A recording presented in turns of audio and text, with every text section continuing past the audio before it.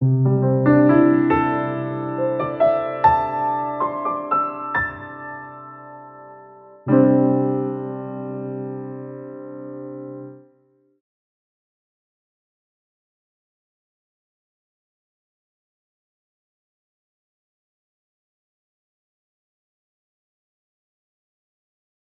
morning, everyone.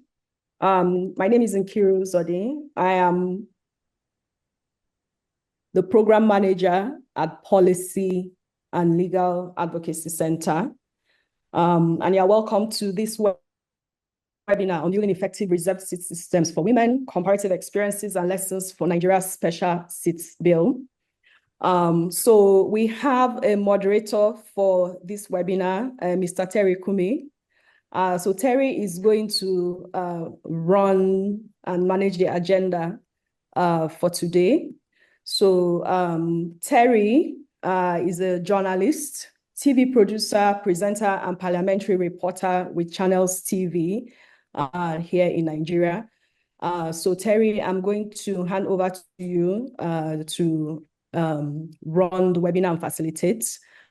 So Terry, over to you. Thank you very much.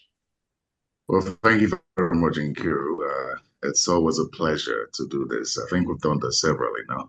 So I'm going to just begin by saying good morning to everyone, wherever you've joined from. We're in Nigeria. I'd like to welcome you to this very thought-provoking webinar on building effective reserved seats for women, comparative experiences and lessons for Nigeria's special seats bill. This has been put together by the Policy and Legal Advocacy Center, PLAC, with support from the European Union, in collaboration with the Inter-Parliamentary Union.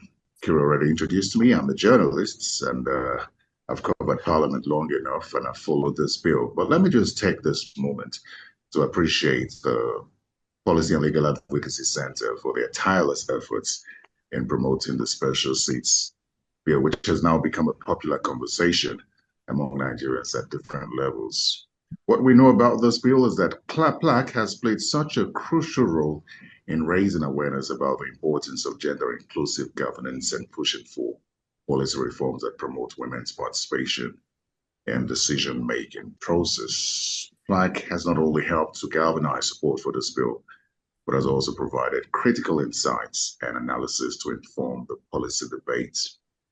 Remember that this bill failed the 9th Assembly, and PLAC has improved in its engagement by engaging with lawmakers, civil society organizations, and other stakeholders. We all agree that the special seats bill, which proposes to reserve additional seats for women in the National Assembly and State Houses of Assembly, is indeed a significant step towards addressing Nigeria's stark gender imbalance in politics. And with women currently holding less than 5% of elective positions at a federal level, this bill seeks or offers a critical opportunity to correct historical injustices and ensure that women's voices are represented in governance. With that said, I'd like to welcome you all once again.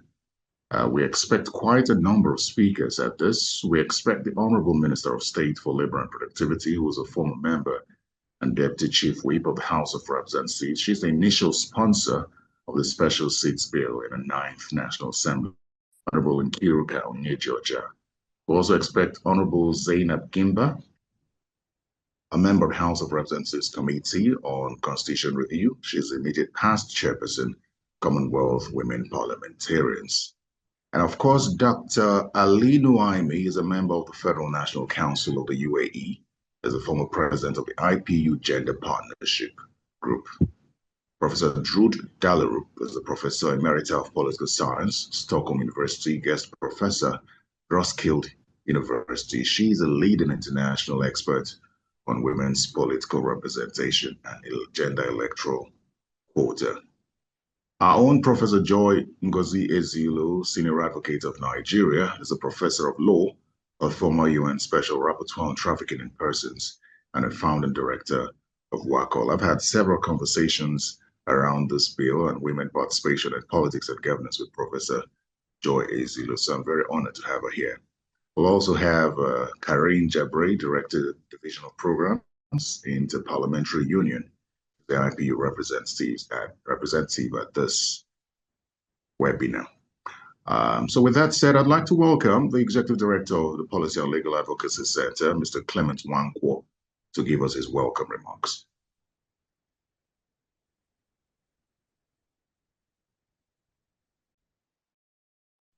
Thank you, Terry, for these introduction and the introduction of participants in this webinar, which is looking at the issue of special seats. It's called Building Effective Reserved Seat Systems for Women, Comparative Experiences and Lessons for Nigeria's Special Seat Bill. Terry has rightly pointed out this is a bill that was introduced in the Ninth National Assembly, and the Ninth National Assembly of Nigeria was between 1999 and 2019 and 2023. The bill didn't succeed. There were not enough votes to make it pass.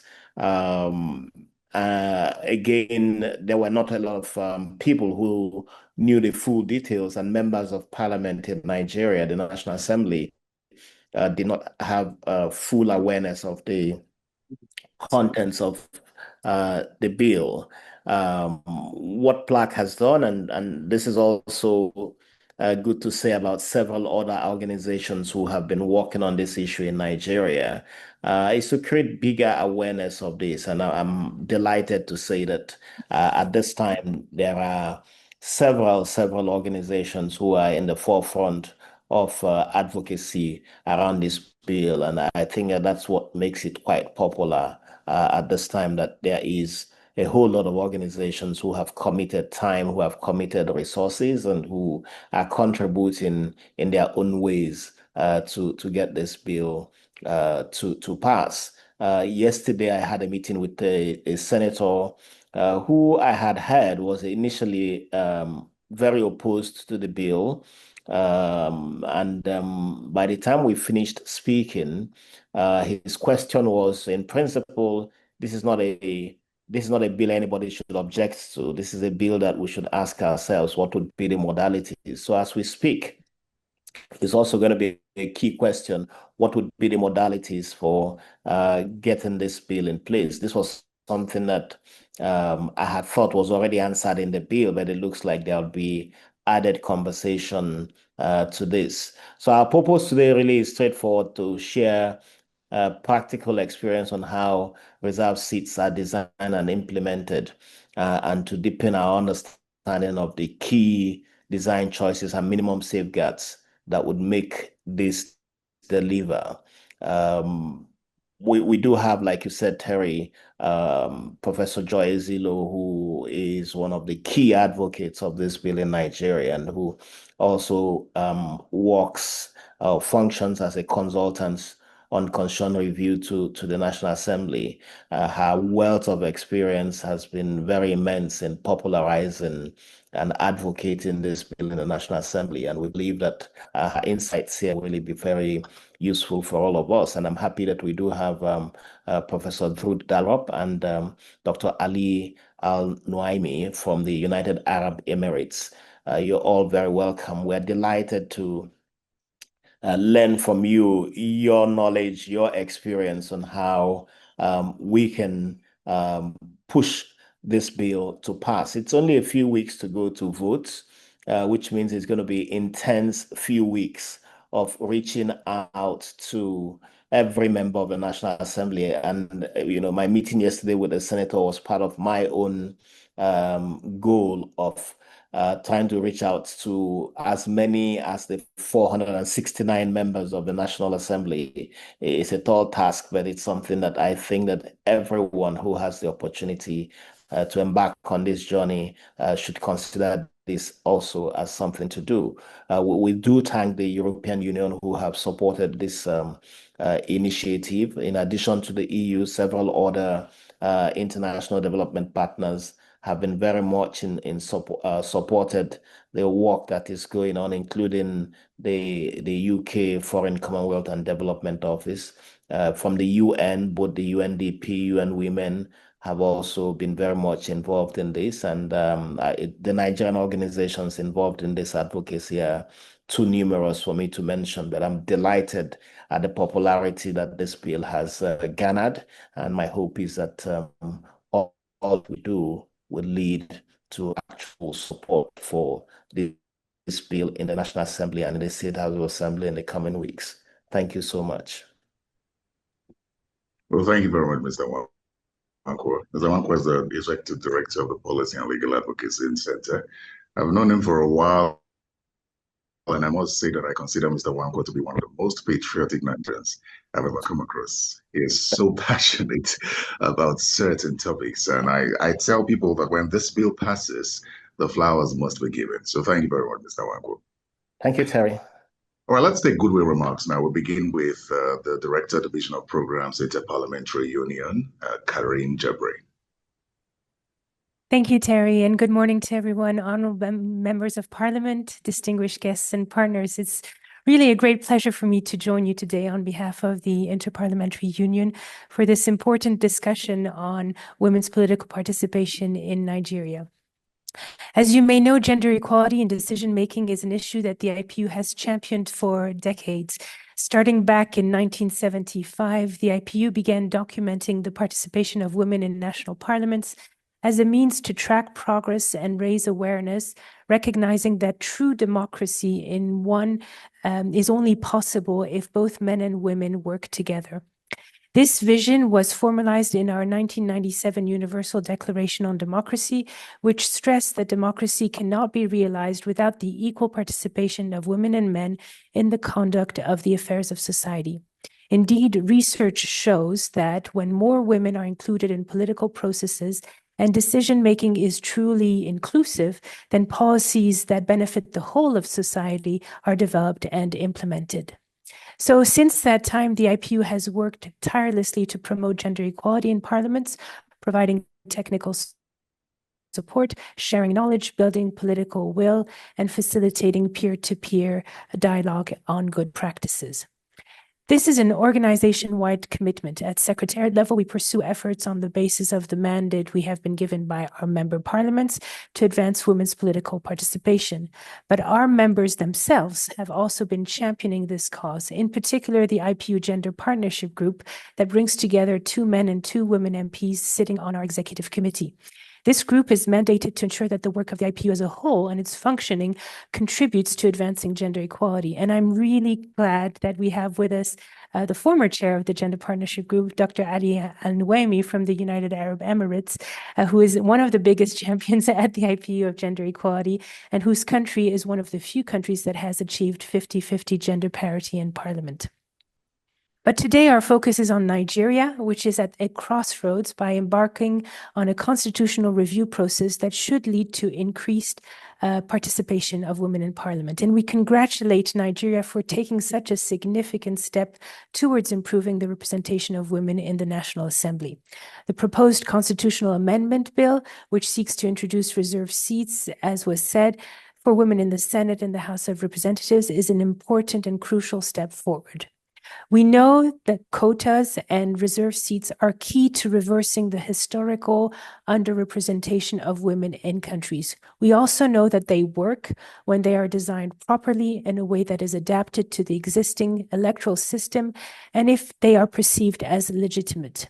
But reserve seats are part of the solution towards the ultimate goal of leveling. They're only one part of the solution towards the ultimate goal of leveling the playing field between men and women. Affirmative actions such as quotas and reserve seats must be seen as part of a broader strategy to empower women in political life.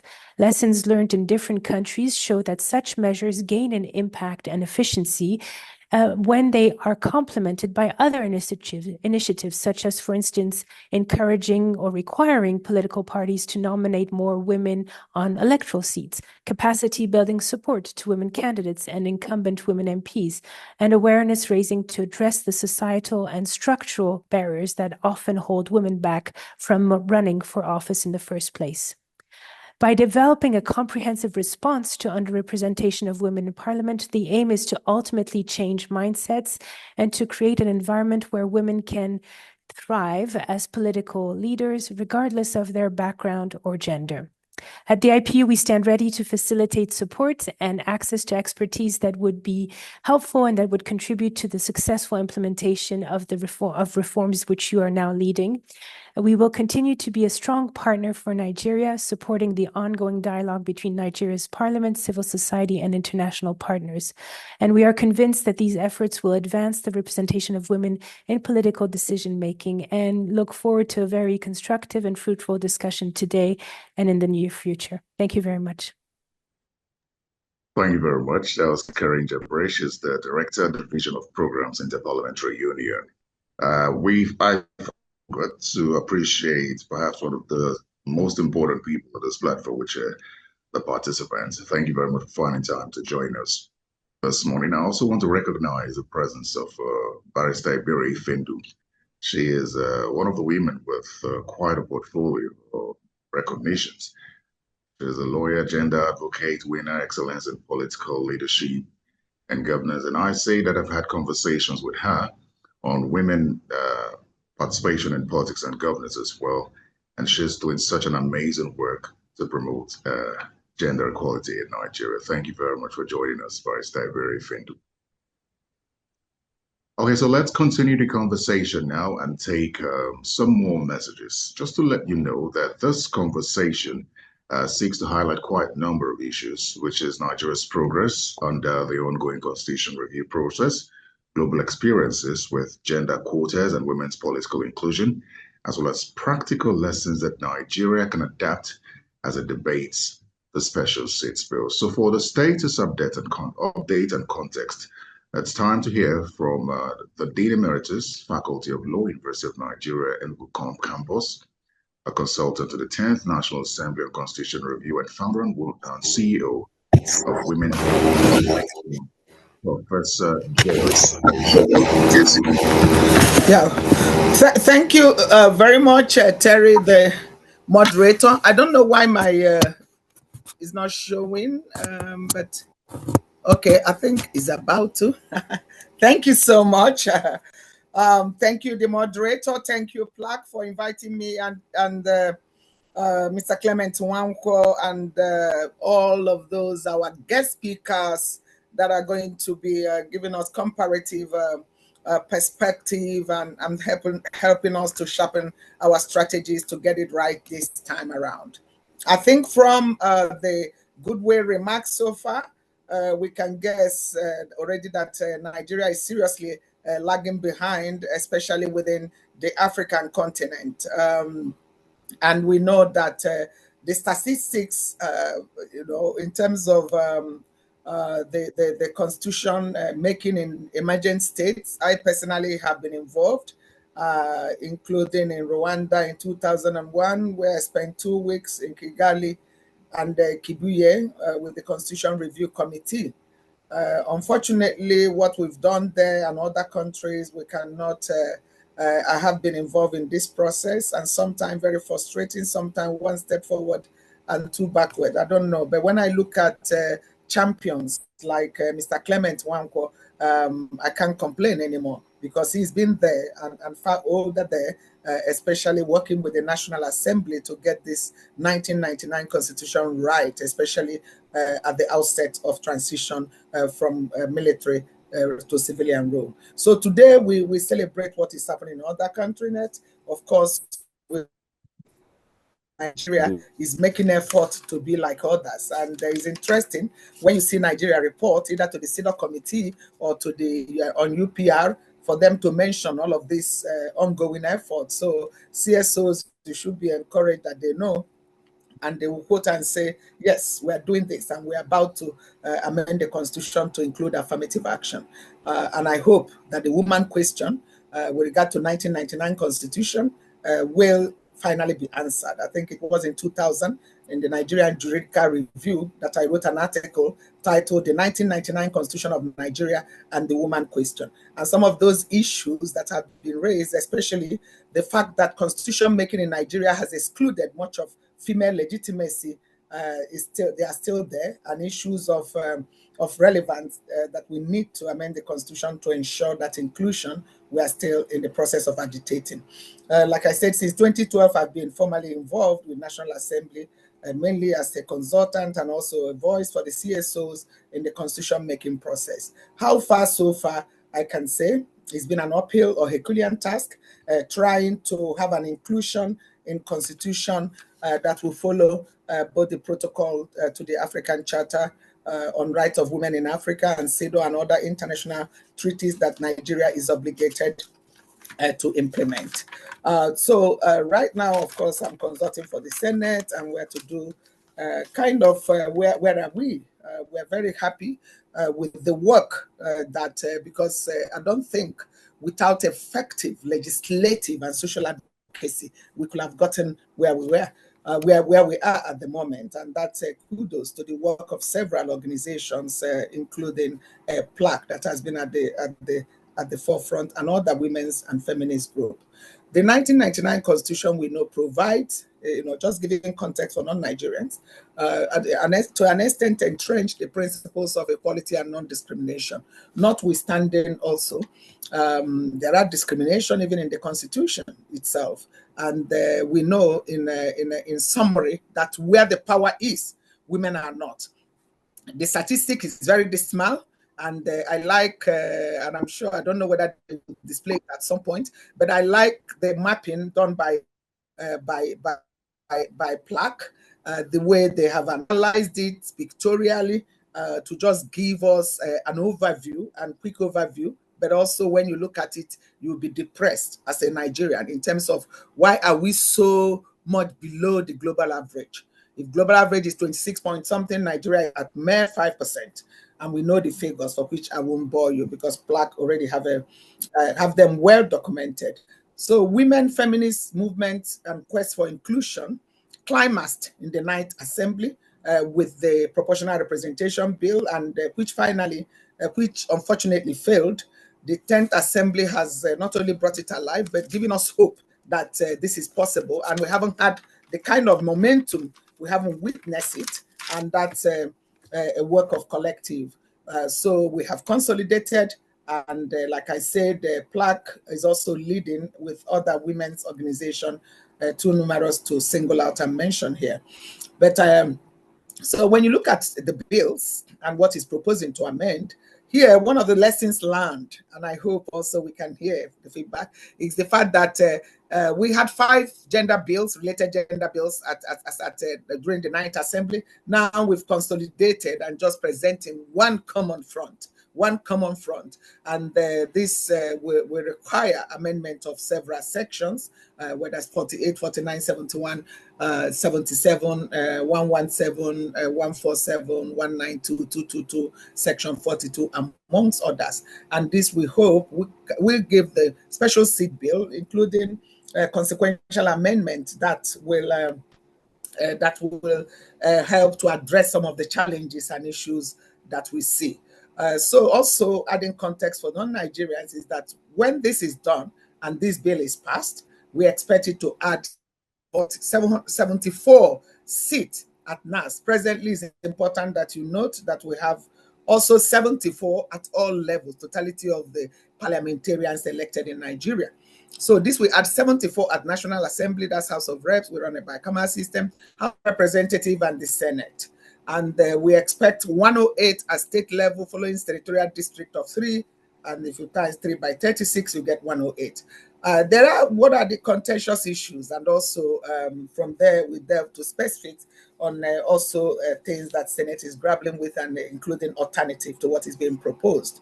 The issues around the cost, and that cost, there was a paper, call it a clarification, a concept working paper, which was beautifully articulated by PLAC, that debunked that cost implication. And since then, I don't hear much again about the cost. So that means that we always have to be a step ahead. Then there are issues around operationalization, whether it's going to be 3 cycles, 4 cycles, women only constituency. What does it mean? Will they become super senators, become super reps if they have to contest in the whole of state and not? Those are the questions that are still lingering, and these are contentious controversies and debates that are raging around this special seat bill. So and we are at work trying to address this, but some of them obviously beyond the bill may have to have specific legislation that will have to address that. And for the Senate, whereas we are moving towards harmonization process, whereas the House of Representatives have 4 cycles, we appear to have 3 cycles of election, and the reasoning being that since we have 3 senatorial districts, each tenure it will go around, and then maybe just one election of 4 years that women who are elected under the special seat will have to run. And there are questions, of course, around whether they will be eligible to contest for the other position. Of course, they will be eligible to compete in other available seats. So questions still remains around whether by enacting this bill and special seat, it will not amount to discrimination. Discrimination that is constitutionally prohibited in the 1999 Constitution by Section 42. And this argument is quite strong. We can't dismiss it. And we're also trying to find ways we can respond to it, because otherwise, if that's why we need constitutional amendment more than anything, because some people say, oh, why not leave it to the party? Why don't you have party quota? Why don't you have legislative? If we have those, someone can just go to court, use Section 42, and the constitutional, it will be just invalid, because any law that is inconsistent with the provision of the Constitution will, to the extent of that inconsistency, be declared null and void. Constitution being the supreme law of the land. So that's why it's important, because some are saying, no, must we? And I've had lawyers, including law professors, say, must we include everything in the Constitution? Why can't we come by way of legislative enactment? So for the Senate, the questions around whether to go with this or to have a nomination is something that is cropping up, is very strong from leadership as well, meaning that whereas the House have moved, kind of far ahead, and we're quite happy about the way they are moving. The Senate, of course, as you can expect, can be more, they can be a little bit feet dragging in terms of issues like this with the senators or the upper chambers. And I'm sure in some countries an IPU should have quite a lot of experiences with regard to this. But I think what we have now is just even beyond women in Nigeria. And that's why this engagement, this panel, this webinar put together by PLAC is one whose time has come, because we need to get other voices. We need to, not just Nigerians, that will help us to build that bridges that is required, and to address strategically action that we need to take in order to make this work. So as I try to round up, but for the issue of weather cycle, which I think as we meet next week, we are likely to harmonize position. Each side has a merit, whether it's 4 cycle, but if you make it 24 years, then it means any woman elected on that whichever platform can spend 8 years and then grow. But if it's 12 years, 3 cycle, then they have to be 1 tenured, And then the issue of senatorial district, limiting their constituency to the senatorial district and not the whole of the state, might be able to answer the question around the super ministers. So being our sisters keepers, I think IPU and then the comparative perspective we are looking at, we hope they can help us advocate and engage parliamentarians in Nigeria with the statistics that is out there, credible, that they can see that that we are really lagging behind other parts of Africa. So we should be in it together, IPU and Nigerian activist parliamentarians, because there are supportive parliamentarians who are supporting, but we know our work is far from being done. That right now, some organizations, women groups, and they are doing door-to-door, campaign, taking it to the parliamentarians, which is important. It's an onerous steps that is required. Again, in getting this passed, we need 2/3 of parliamentarians, and we need it to pass in both chambers. We need also further, because we run a federalism, for those who may be wondering, we have a federal state with 36 states plus FCT, and that means we need 2/3 of also states of the Federation of Nigeria. And that's not a mean task, because we are really diversity, not anywhere homogeneous group.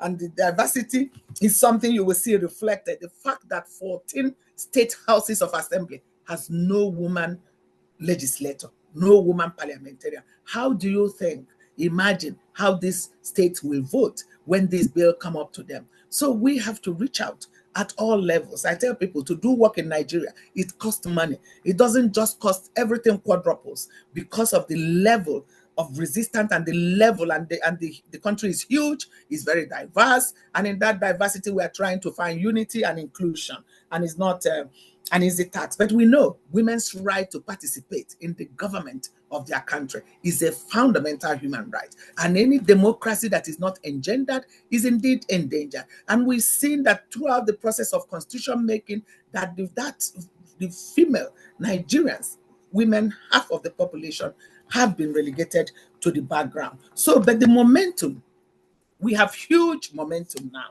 that has been built, and we are not relenting, and we are working to see that we overcome the challenges that we have. But it's not over, we realize, until it's over. So that's why the solidarity is needed, the sisterhood, the brotherhood, as we strive to ensure that we achieve this time around. It's actually like now or never. And I have that feeling, now or never. It must be now. And we have to use every strategy to make sure that is now, and we achieve it, and we get to that level. So thank you so much. I'm trying to just round up, and I hope for those who are non-Nigerians that we've been able to communicate the status of this. So we have few weeks, as Mr. Clement has said, but Senate again is dragging, and they may want to extend it a little bit, but we see. But if we continue with the current timeline we have, then we definitely have to vote for this before the end of the year. And please wish us luck, and please, in solidarity, work with us to make sure we achieve this. Thank you so much. Thank you so much, Professor Joyce, for explaining the status of this bill. You've painted quite an interesting picture that gives hope. For those who follow the conversation in the 9th Assembly, you would understand that there were quite a number of challenges to this bill. But as it stands right now, we seem to be making progress with this bill. This is, I believe, the most popular constitutional amendment bill currently before Parliament. And this is because of advocacy and engagements, lobbying has been done. So it's highly commendable. Let's move on now. Let's talk about what the research says, the evidence-based research design choices, the safeguards and common pitfalls. And let's speak with someone who has experience in this. He's an international electoral quotas. He's a professor emeritus, Stockholm University, and a guest professor, Roskilde University, Professor Drude Dahlerup. Thank you, Terry, and good morning, everyone. And thank you very much. I'm very pleased to be here. In 2021, I wrote for the IPU a report of the situation, the very low women's representation in Nigeria, and I think that the mood at that time was pretty pessimistic about having a change. So I like very much when Professor Joyce said now is the momentum, and I want to speak about what are the perspectives and what are the problems. Professor Ezeilo mentioned many of the problems, and I will go on these lines. So I'll try to share with you my PowerPoint. Sharing is not turned on. What is that? Right. I also sent it to the Emin, if you could put it on, because it doesn't seem to work here. Yeah, now it comes. Here we are. I hope. Yes, I'm sharing. Can you see it? All right. Yes, we can see it. You can see it. That's very nice for me. So I'm talking about designing effective gender-based special measures. We talk about affirmative action, we talk about gender quotas. There's so many different names, but they always all mean the same, that we have to do something to make things change, right? So let me see how I change this. Must be a way to do that. I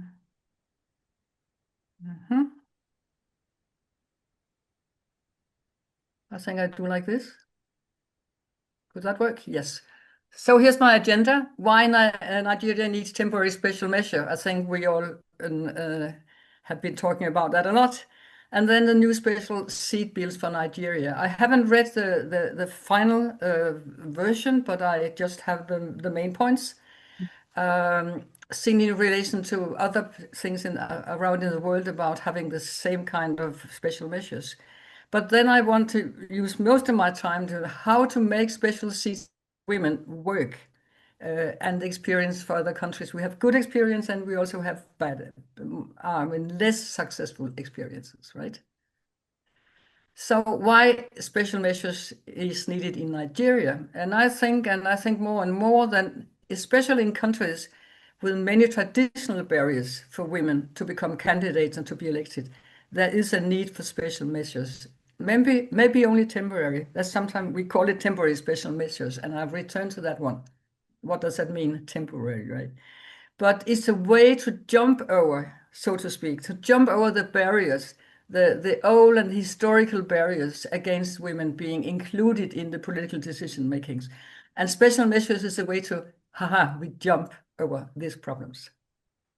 So no progress in Nigeria. I think that's the starting point, that there is no progress in Nigeria. And that's why we need some special measures.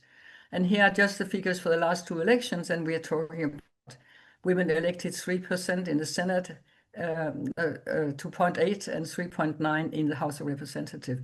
That is very, very, very low. And the most important or most serious thing is that it doesn't increase. There's no increase. There's no progress in Nigeria. That is, something has to be done. So the diagnosis, and I also wrote about that in the latest report I mentioned for 2021 from IPU. The diagnosis, that is very important. Why are women underrepresented? It seems to be a very easy question, but it's a very complex one. There are the macro factors, the patriarchal culture, the prejudice against women is already been mentioned, violence against women, hate speech. But if we go to the institutional level, that's where I am right now, right, as a political scientist. The political parties are the gatekeepers. Those are the ones because they control the nomination.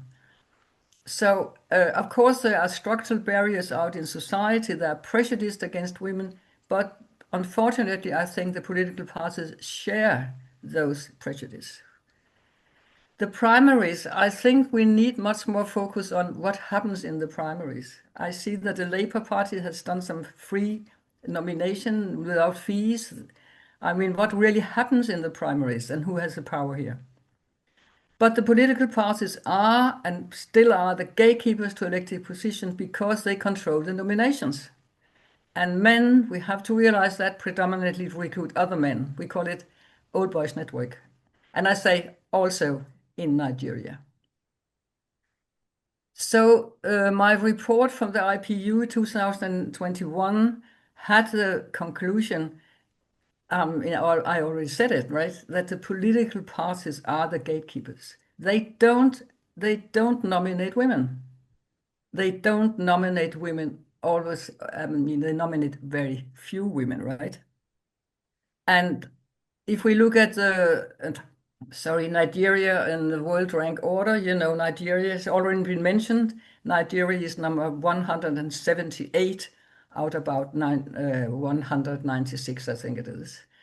And if you look at this, just look at the screens, these are the top ranking order. That's Rwanda, that's Cuba, that's Nicaragua, Bolivia, Mexico, United Arab Emirates, Costa Rica, Australia, and Iceland. Here comes Senegal. It's very interesting, and it's far, far beyond Nigeria with 41.2 women elected. But the point, a very important point here is that almost all, or I would say all those on this list, they have some kind of special seats or special measures temporary special measures in order to improve women's representation. That is extremely important for us to know. Gender equality doesn't come by itself. It's just the way it is. It doesn't come by itself. So here's, I was very happy to see the quote from the chairman of the INEC, Professor Mahmoud Yakuba, who said at a meeting that while progress has been made, there's still much work ahead. For elected positions, affirmative actions and court on constitutional and legal reform offers the clearest path. So I think it's very good to have this chairman of Mahmoud Yakuba also behind this idea. So now the question is, how do we make those special seats for women? More than half the countries in the world make use of electoral gender quotas.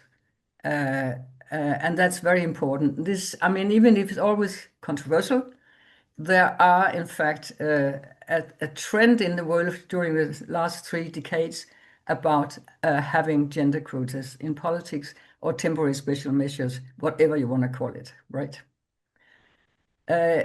You know, probably many of you, that there are 3 main gender quota systems going on in the world. Number 1 is what we call candidate quotas by law. That means a law binding for all political parties. And this is, in fact, the most frequently used around the world. That is number 1. But the problem is that it's much easier to apply this kind for saying 30% women or 40% women or 50% of both genders. Usually it's gender neutral on the list. It's much more, it's easier to apply that in the proportional representation system. There are difficulties in applying that in the first past the post-electoral system, like in Nigeria. But all Latin America, Spain, Belgium, France is very, very popular.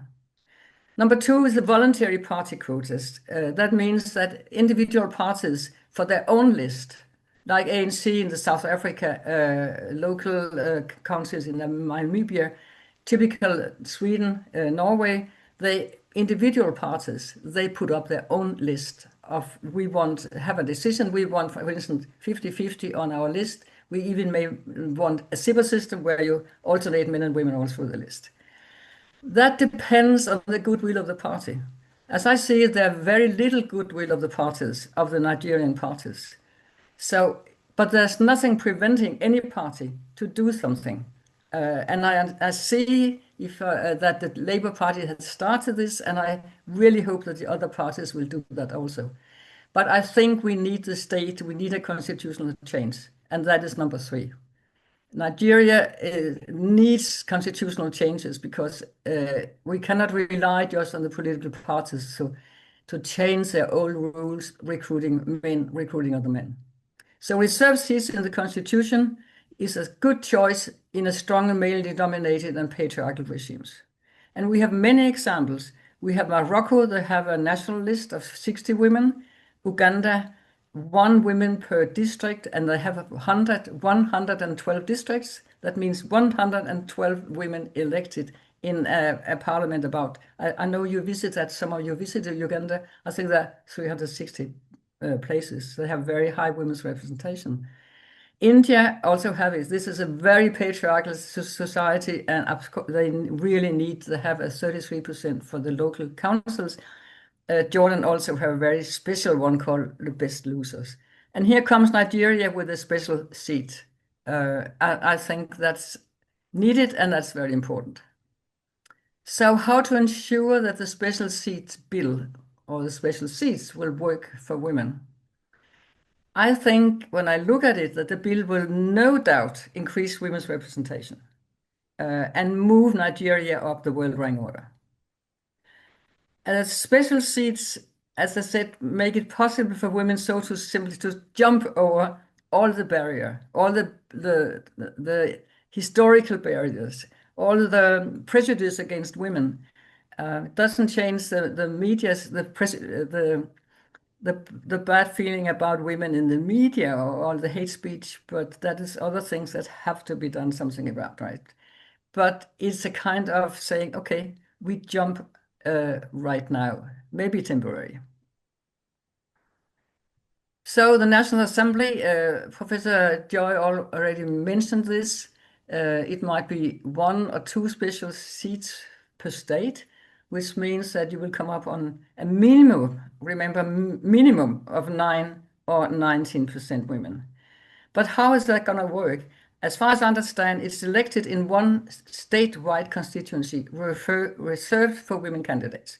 That means only women can be candidates for those seats. And remember, when people talk about, oh, is that just giving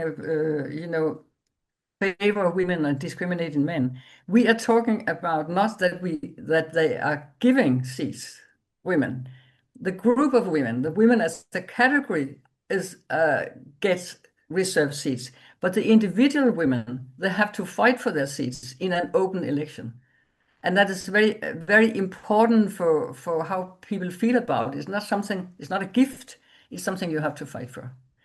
I guess the fact will be that the voters will have an additional vote. So the voters will get 2 votes, like in many other countries with the same, for instance, Morocco, the voters will have 2 votes.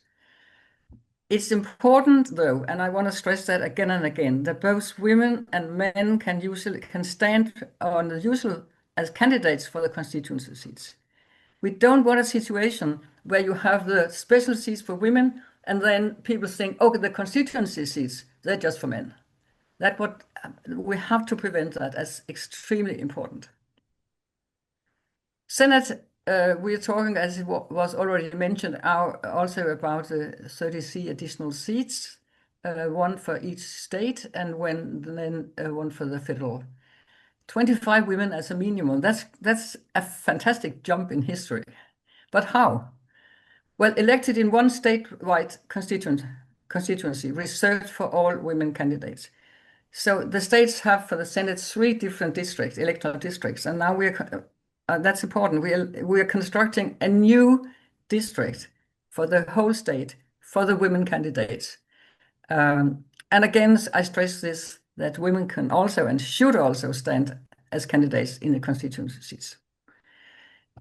So let me get into a little more about what are the problems, and several of the problems have been made by Professor Joy. How to make special seats work for women.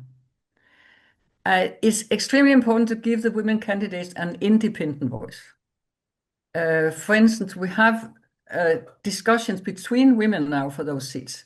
So it will be very important to encourage discussion among women. For instance, putting new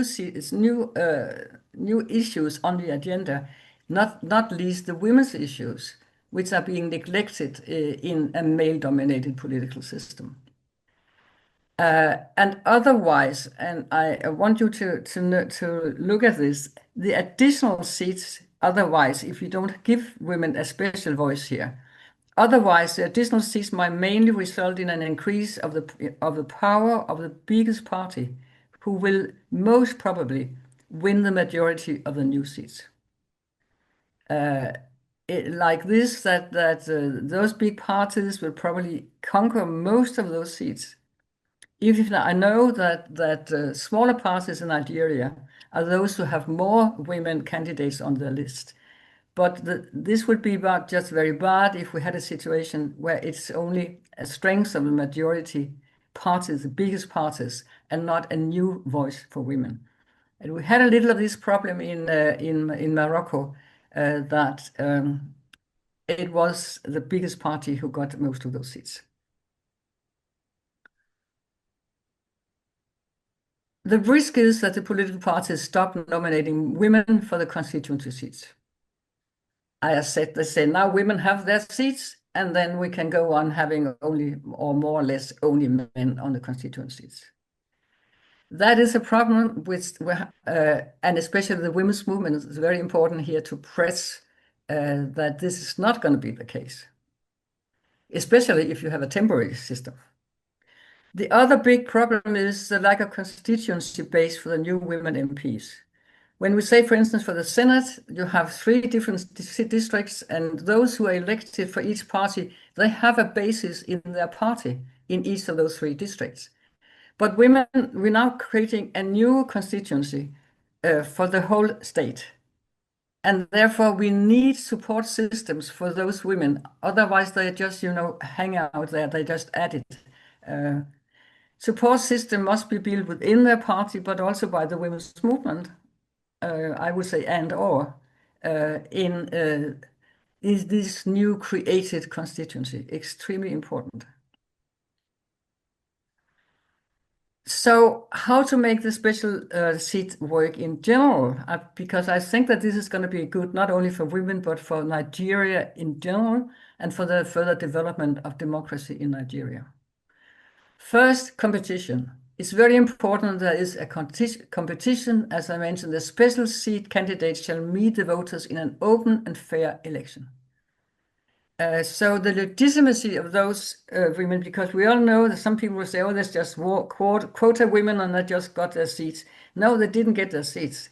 They won their seats because it's only women can be candidates, but they don't get the seats. They have to fight against each other in an open and fair election. And it's very important that this is visible for the voters, what is going on. So number two, visible candidates, well known to the voter.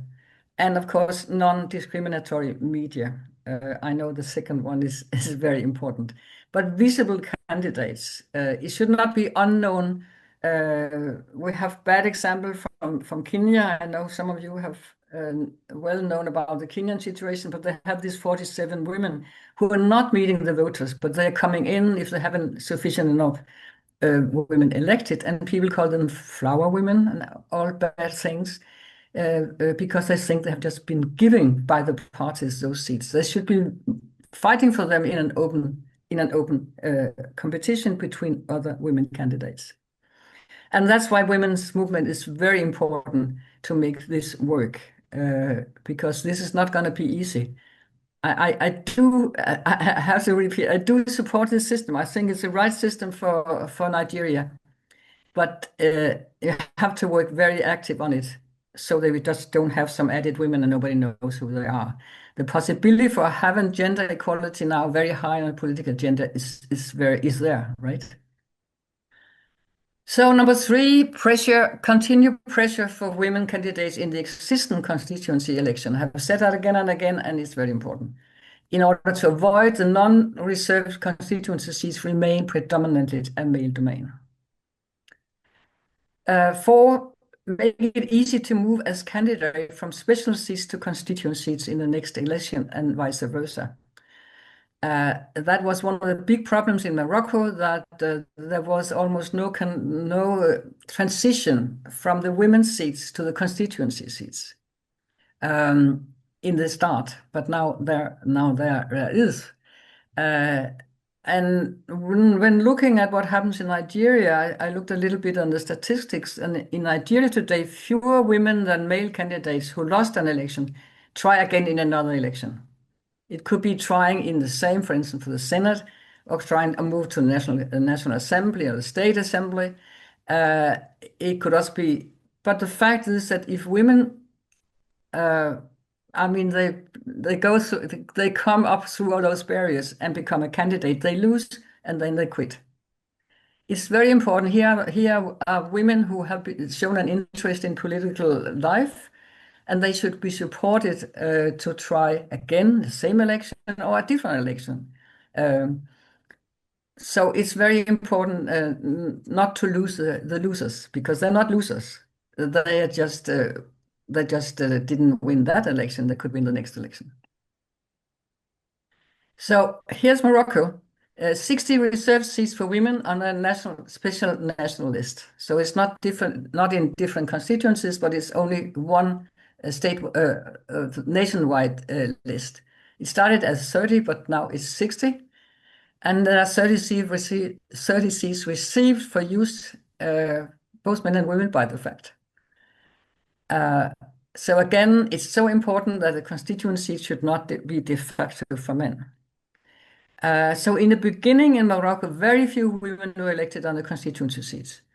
And very few women who had been elected on the national list continued on the constituency list.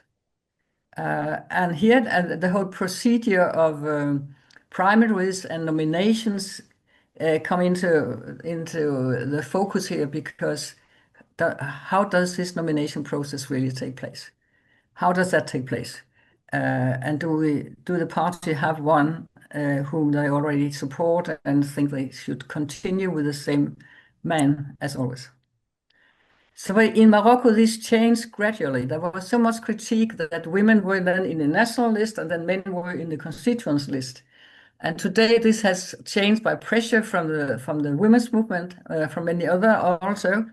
So in Morocco, the 2021 election resulted in 96 women. And you can see from the 60 reserves, there are 36 women then elected in the constituency seats.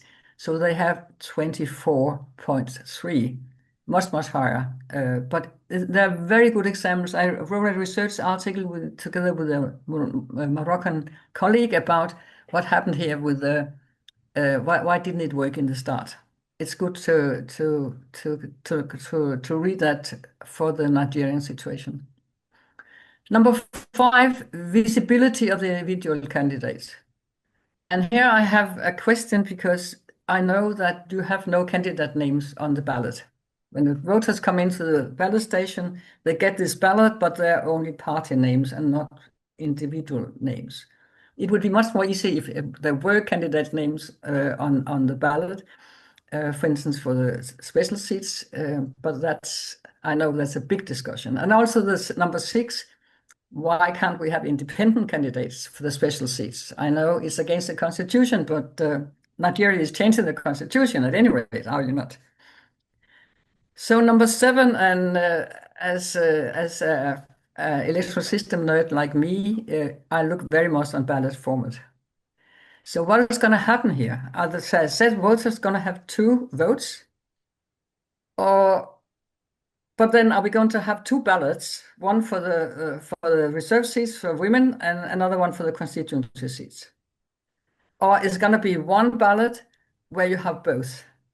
And here again, I would warn against the Moroccan system because they just have a party symbol, and then they put the box for the national women's list and the constituents list just side by side.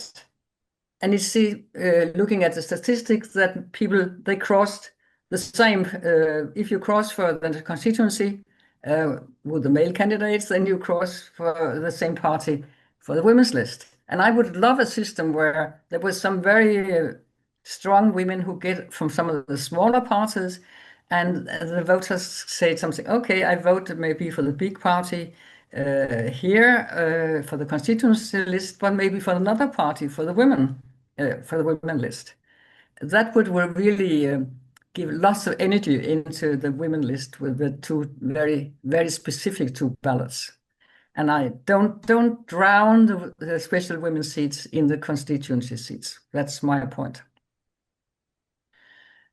Then comes the question of temporarity. We call it temporary special measure. And what does that really mean? And I heard Professor Joy talking about 3 or 4 electoral circles. The CEDAW convention is interesting here. If you say, what is a special? They made this concept of a temporary special measures, but they say the end of it should not be years, but it should be that the result is, or we have come to the goal. For instance, if the goal is 30% women elected, the special seats or special temporary measures disappear. Not because there have been 3 electoral circles, but maybe because we have reached the goal, 30, 40, 50%. I know that I have been told that it's 16 years, maybe it's shorter, right? For the Nigerian situation, that means 4 electoral circles. Chile just it's very pretty new a system like that, saying that it's for 4 elections we have the temporary special needs. In fact, when I look, and I said more than half the countries in the world have special measures, very few of them have any sunset clauses saying that this is going to end. Because, well, even when it's law, it's very easy because a law can always be changed. Of course, constitution is something different, right? But you can see Chile is one of the few, and maybe Nigeria will do that also. But so let's say four electoral circles. So this is not because a certain goal has been reached, for instance, 30% women. That could have been. But what is important here, and I want to stress again, that let's say we have 4 or 3 electoral circles. The worst scenario is that we have these special seats for women. And when those 16 years or 12 years have passed, everything goes back to normal. And we again only have 3 or 4 or 5% women in the parliaments, National Assembly, Senate, etc., etc. That is why it's so important that we work very, very much with how we are going to make those special seats, because we would all hate a situation where after 16 years we take away the special seats and everything is back to normal. It's just men in the constituency seats. It has to be changing. The whole atmosphere, the whole idea must change, and also women must be strong on the constituency seats. So I came to imagine that after 4 years and the special seats stop, the women's representation in Nigeria returns to 2 to 3%. That should not happen. But 16 years should be made into a game changer, with less prejudice against women, more women as role models, many experienced women politicians, and an increasing recruitment of younger women. That is the game changer we are looking for with this temporary special measure. So let me just end with the 2 last slides here. Remember that what we're doing here with the special seats is a minimum, not a ceiling. The special seats for women should not be considered the end goal with those percentages we were talking about in the 36 or 74. It is not a ceiling, it is a minimum of women, right? So there must be much more women on the constituency. Important to work for more women candidates in the constituency seats. I think I have said it many times. I think you got my message here, right? So let me just end by this one. Also, Professor Joy mentioned that is affirmative action discrimination of men? No, affirmative action, a temporary special measure, whatever name you use, is an attempt to redress entrenched privileges, to change what has been unfair. All through history, women have been excluded from politics because they were women. And to be a male gender has been an advantage for politicians. So when we talk about merit and that special seats for women is against the principle of merit, I would say no. There's been too much advantages for male politicians, and the goal is to make the principle of merit come true. That's my point. Thank you. Well, thank you very much, Professor Drude Dahlerup. You've raised quite some interesting points, and I'm sure that the Policy and Legal Advocacy Center, as well as its partners, have taken note of that. I like the fact that you talked about the need to have an independent voice, not a voice for the party, because if it's seen as an opportunity for the political party with majority members to take advantage of that, it takes away the line of action for having women in parliament. So that's a very good point. And the visibility of candidates as well is a very important aspect of what you talked about. I think one of the questions that will be thrown eventually is what kind of result is anticipated for 16 years as proposed by this bill, just as you've mentioned. Thank you very much once again, Professor Drude Dahlerup, for your contribution. You're welcome. All right, so let me recognize Elizabeth Mokocha, who is the organizing secretary, Forum of National Women Leaders of Political Parties in Nigeria, and Honorable Maria Edeko, member of the Edo State House of Assembly. Thank you very much for joining us. Let's extend the conversation now and look at what Parliament requires, the practical steps to adopt and run the system effectively. Let's talk about building support, coalitions, and managing resistance. And for that presentation, I'd like to invite the former president of the IPU Gender Partnership Group, so member, Federal National Council of the UAE, and a member of the Committee on Defense, Interior, and Foreign Affairs of the UAE, Dr. Ali Al-Nuaimi.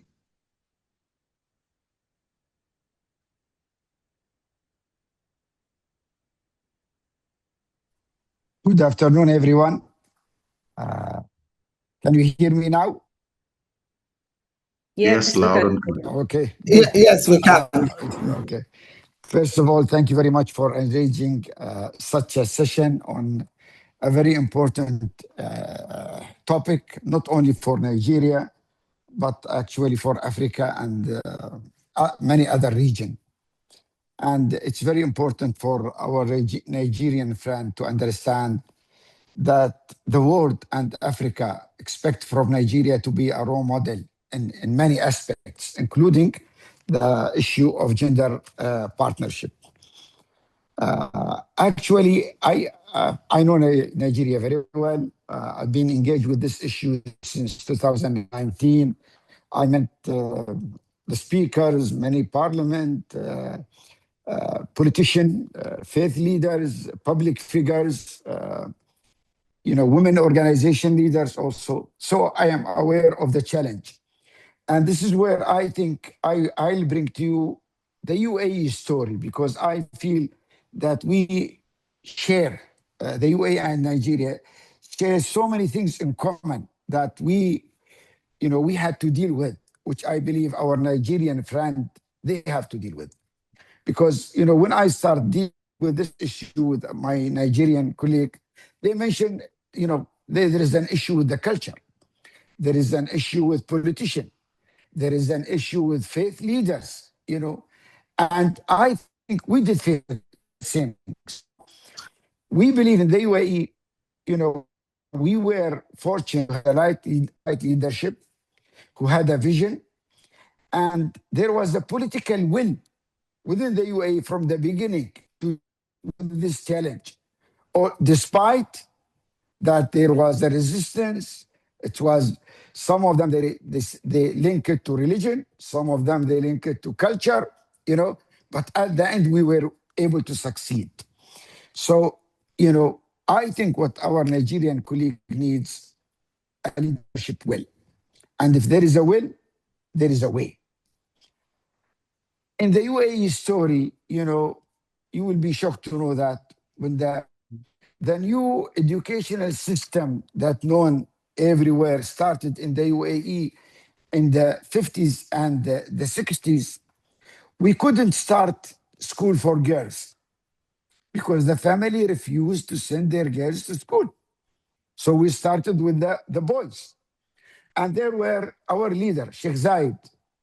He decided, in order to convince the families that they have to send their girls to school, he said that each family will send their daughter to a school, will get a 200 dirhams salary every month. And that was only for the girls, not for the boys. So those who send their girls to school were getting from the government at that time 200 dirhams every month. And this is where, the ball start rolling and the culture start changing. And they saw, the added value of having an educated member in the family. And this is where it's very important for our Nigerian friend to understand this. Empowerment of women is not only empowerment of women. It's an empowerment of the family. It's an empowerment of the whole community. And at the end, it's a real empowerment of the whole nation. That's what we saw in the UAE through the empowerment of our women. And this is where, we started many initiatives, creating a new NGO to take care of women, to take care of empowering them to play a role at the local community, and also in a different engagement. And I'll give you some of the, initiatives that I was part of. I am academician by training. I spent most of my life at the UAE University, which is the largest public university in the UAE. When I became a provost in the university, I found out that, for example, our engineering school, we have a number of female, but you can say 90% of them are in architecture. None of them in mechanical, civil, electrical, petroleum. So what I decided to limit the number of female students joining the architecture department and encourage the other department to admit more female students. Later on, within 3 years, our engineering school, 78% of the student body were female. I did the same thing with the medical school. And this is where, when we have visitors from outside the country, from different universities, and they find out that 83% of our medical school are female, they are shocked. When they found out that 78% of our engineering school are female, they are shocked. When they found out that, almost 81% of our IT school are female, they are shocked. We were able to achieve that by empowering our daughters, our girls, to join this program. And later on, that had an impact on the whole society, on the business sector, And this is something that came from the leadership. And this is why what I believe is it's a leadership issue. Nigerian leaders should have the courage and should have the political will to see this challenge, to deal with it, and to see the potential that the empowerment of women will add value to Nigeria as a nation. I remember in 1999, I was the provost of the UAE, and there was a medical university in Bahrain. It was established by the Arabian Gulf countries. And at that time, they wanted, a nomination from the UAE to be the president of that university. So our cabinet, the Minister of Education called me and said, Ali, we want you to send us names to be nominated to be the president of this university. We need 3 names from you. What I did, I sent 1 name only. And when the minister received it, he called me. He said, Ali, I told you I need 3 names. I said, look, I send you 1 name only. It's a female. It's a professor, well-known, had a good reputation. Because it's not that I want to serve the medical university in Bahrain. No, but I want to serve, the UAE community and society. I wanted our girls to see that there is opportunity, there is potential for them. If they excel, if they work hard, they will be, to move through that ladder. That's what's happened later on in the UAE in many positions. Now, 29% of our cabinet are female. 50% of our parliament are female. And by law, all these, public listed company, they have to have in their board a representative of female. It's by law. And this is where, whenever you will see a representative, a UA delegation in all sector, you will see that the women are playing a role. And it's very important to understand this. We are not putting women because we think it's good to have their women there as part of the delegation. No, because they are leaders, because they add value. And many of these delegations, many of these initiatives, women are leading because they gain that leadership, because they are qualified, they work hard on themselves, they have the right skills, and we trust them and we believe in them. And we saw the great achievement that they did in their career. So, this will not happen because we we will talk to women organization, or we will encourage women to participate. No. There is a need for a political will. And the political will should come from the leadership. And the leadership should understand, the importance of the empowerment of women, not on the political side, but on the political side, the social side, the economic side, and as a whole on the nation. So I think what Nigeria needs is not only a quota, it needs a new vision for the leadership to understand the importance of the empowerment of women. Many of the challenges that I am aware of in Nigeria, Nigeria as a nation will not succeed in coming or in dealing with these challenges without the engagement of women, without having women, the Nigerian women are as partner, without making some of them take a lead in countering these challenges. Nigeria is missing a huge potential, a huge opportunity, because they are lacking the women partnership and leadership in what they are doing. So this is where I think what Nigeria needs a new national agenda, where women will play a role in building this national agenda and in approving it and in implementing it. It's not an issue only of parliament, but it's an issue of a full partnership in building a nation, in investing in the future for Nigerian, and in making Nigeria a role model, not only for African, but for the world. Thank you very much. Well, thank you very much, Dr. Al-Nuaimi. You've painted quite an interesting picture of your experience and what you've done. And as I said, when Professor Drude finished, I think the Policy and Legal Advocacy Center has also taken notes. Thank you so much for your contribution. So we will go into question and answers. And in the meantime, I'd also ask you that if you have a comments to make on what we've talked about here so far, please raise your hand. Also, you could send a message and we will take them. If you have questions as well to ask, please raise your hand, drop your messages as well, your questions in the message box, and we will take it from there. Also, please direct your questions to who you want to answer them.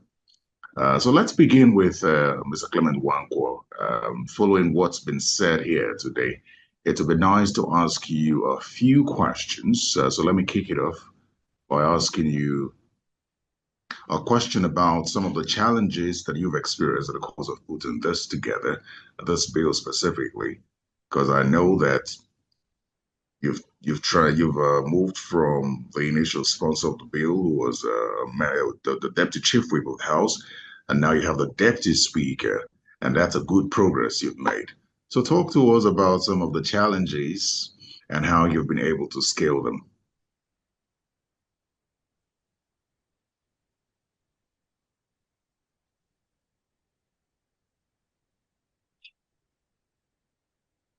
Mr. Clement Wankwo, is he here? I don't think I can't see him. Just but there should be somebody from PLAC who can take it. Okay, so I should probably come to you then, Professor Joy, because I know you've been part of this bill from the onset. So talk to us about some of the challenges and how we've been able to overcome them. I think the part of the challenges initially was like, oh, this is going to overblow the budget. It will cost more money if we are, especially in the 9th Assembly, where we were talking of 111 seats, and now it's been scaled down, and even at that, the cost implication also came up, and then the argument we also had, also PLAC put out a powerful argument, just like also some of the women's group, that it costs money to even ensure inclusion and inclusive governance. And it's part of obligation of government to make sure that everyone participates in a democratic system, such as what we practice. Another thing that we've seen is also resistant on religious and cultural ground. And this is also well captured by Dr. Al-Nuaimi and comparison with UAE. I think all of if UAE could do it, Nigeria actually should. And I wish we can bring you to meet most of our legislators, especially from northern Nigeria. UAE is such a symbol of that things can be done, new ways of doing things, and that we can all do this, and it's not contrary to our religion. Because the argument around the other room, Terry, you know what I mean? The issue of conceptualized dichotomy of public space and private domain, and the fact that women should play a role in domestic sphere and not in the public sphere is one that is so grounded in our culture and tradition. But this has since been debunked, because we've seen women leaders all around the world, even in Muslim countries, Islamic countries. You've seen them play a huge role.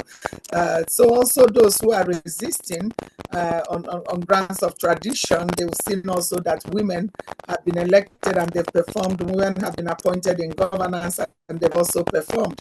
They can also look at other parts of Africa and they can see the leapfrog, the progress they've made, and they see that we are now alone. Even in the nationalist movement, women in Nigeria played a role. They went to Lancaster House. They were part of drafting of the constitutions then, like Janet Mokello, and we know many of them. So if they could play a role then, why not now, post-independence? But we see also some of that being particular to Nigeria because of the terrain, the political terrain. The winner takes all, the issue of political godfatherism, the mercantile politics we practice, all of those things, the cost also being part of costing failure, high failure of women's political enterprise, if you put it that way. So listening to Prof. Drude, you can see how other countries have navigated it, and then how we should reposition ourselves as we talk about this special seat to be result focused. A number of lessons learned that we could take from both of our guest speakers that have done the comparative perspective in order to surmount our own challenges. And even within the women's movement, we are not a homogeneous group. Even some women are also opposed to that because they've internalized their position and as the other sex also belonging to the other group. And so you will see that in doing things, we need men, we also need women to understand where we're coming from, that we're not trying to take over from men, but we're saying that together we can build a better country. Thank you very much, Professor Joy. I think from what you've said, especially with the concerns around gender-based issues in northern Nigeria, considering that we have Dr. Al-Nuaimi here, it would be nice to hear from him how this country was able to overcome, or if that was even a challenge in the UAE.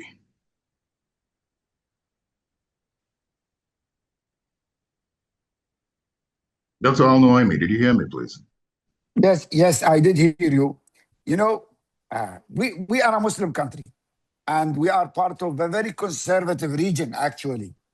And this is where, what I'm saying, we have to understand the role of faith leaders. They have a role to play. And when it comes to issue related women, we face the same challenges, by the way. And it's in the whole region, actually, like what, happening in Nigeria and other African countries. What we need to engage with them. Don't ignore them.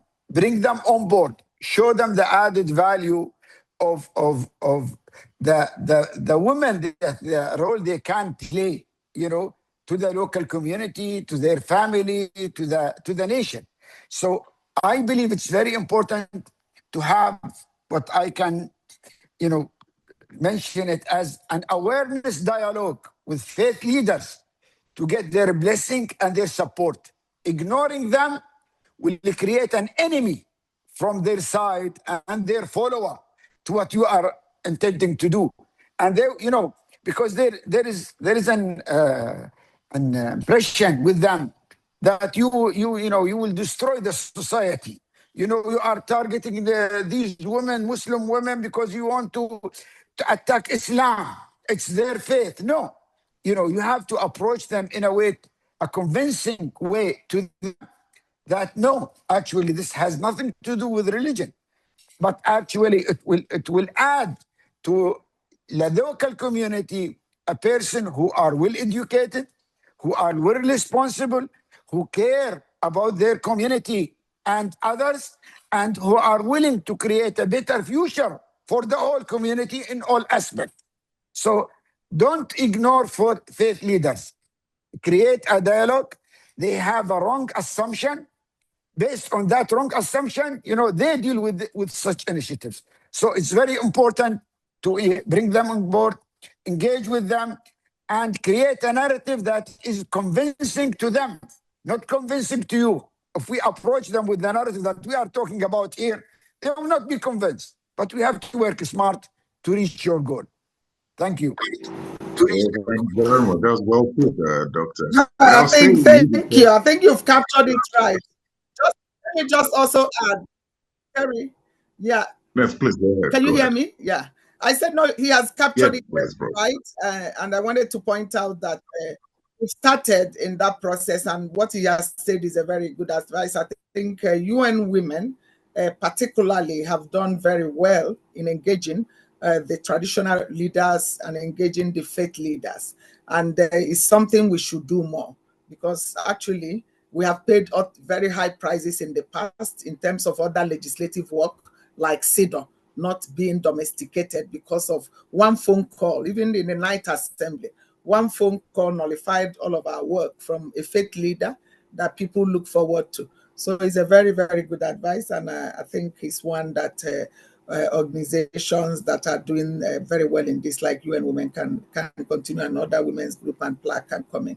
Thank you. Thank you very much. We still have some more challenges that I would like Nkiru to speak on. But before then, we have a question from Fatima Saleh directed at Dr. Ali Al-Nuaimi, and she would like for you to speak on the role of religion as it affects the participation of women in politics, especially Muslim women and women from northern Nigeria.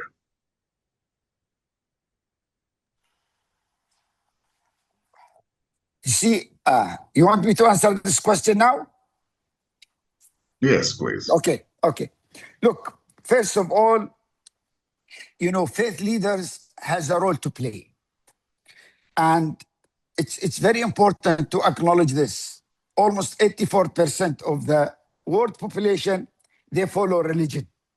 So, you know, it's very important to engage with them and to bring them on board and show them that they have a role to play.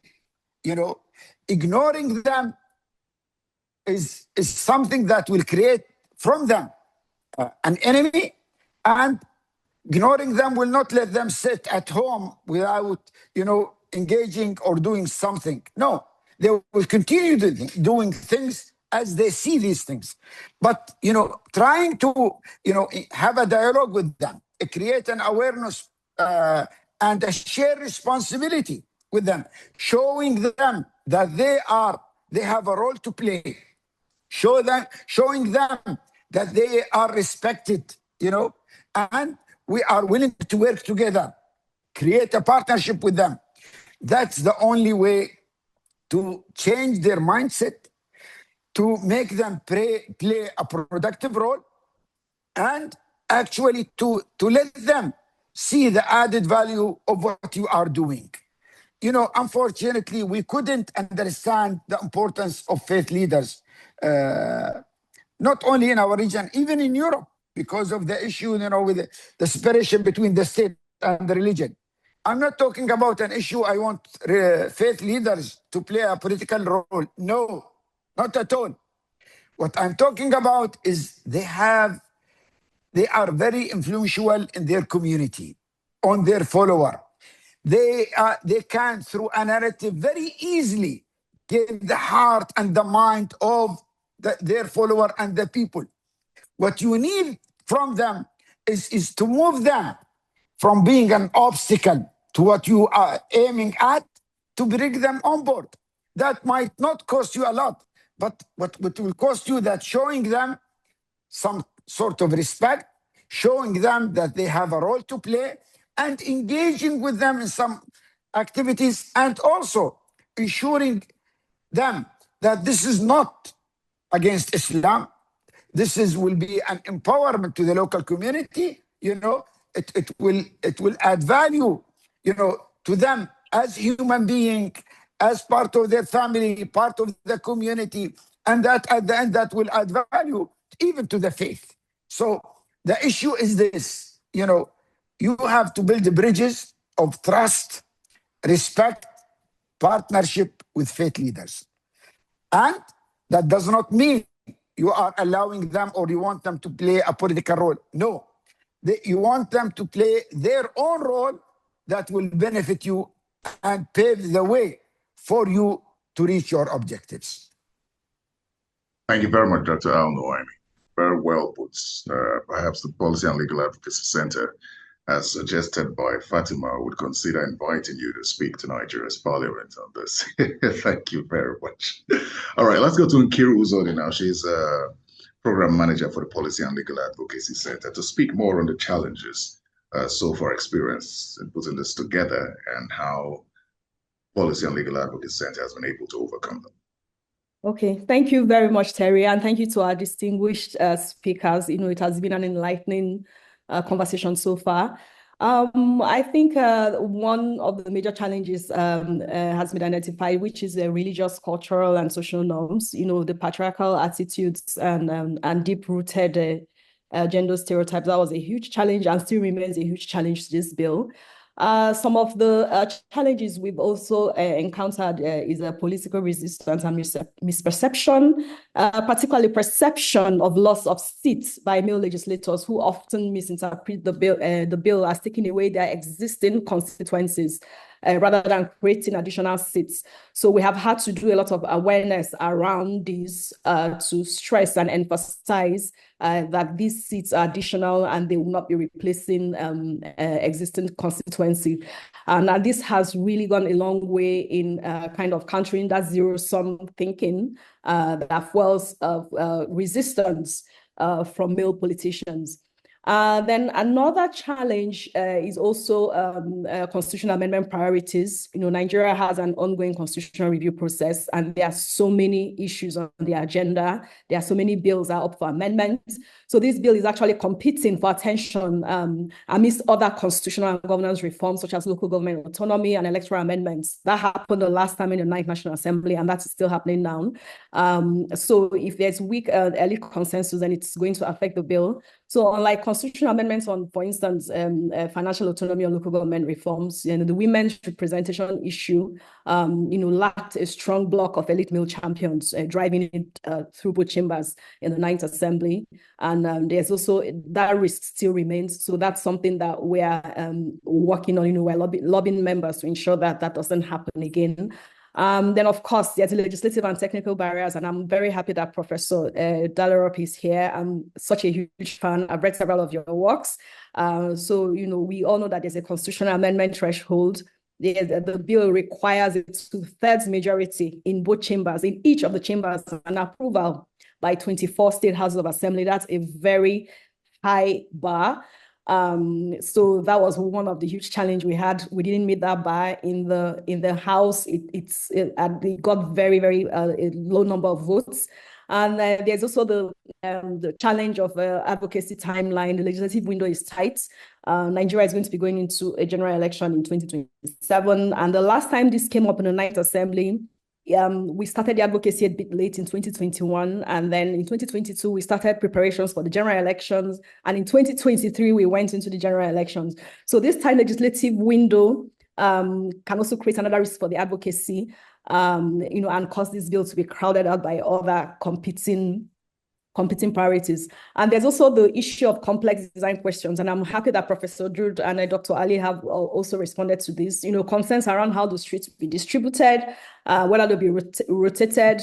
You know, they have led to confusion or delay. And Professor Ezeilo is here, and maybe she can also provide clarification on that, because in the House version of the bill, the proposal is that the measure will last for 16 years.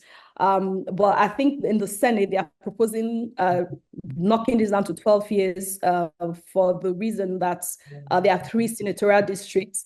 And perhaps the thinking is that it will rotate, around the 3. Elections happen every 4 years. I think maybe Professor Ezeilo can provide clarity on that. But then just to round up and say there's generally a distrust in government institutions. So there's a general cynicism about the political class in Nigeria making pro-people reforms. So sometimes when certain proposals come in, citizens who don't really understand may just feel entirely driven or self-serving. So I'm very happy that we're having this conversation because it's very important that we frame this bill as a democratic reform that benefits everyone, and then build a male champion network. So I'm very, very happy that Dr. Ali has given us tips on how to make that happen.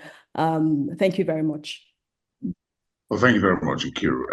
I see that Professor Joy Ezeilo has turned on her mic, so I think she wants to respond to please, if you don't mind, before I speak, let me allow Professor Drude.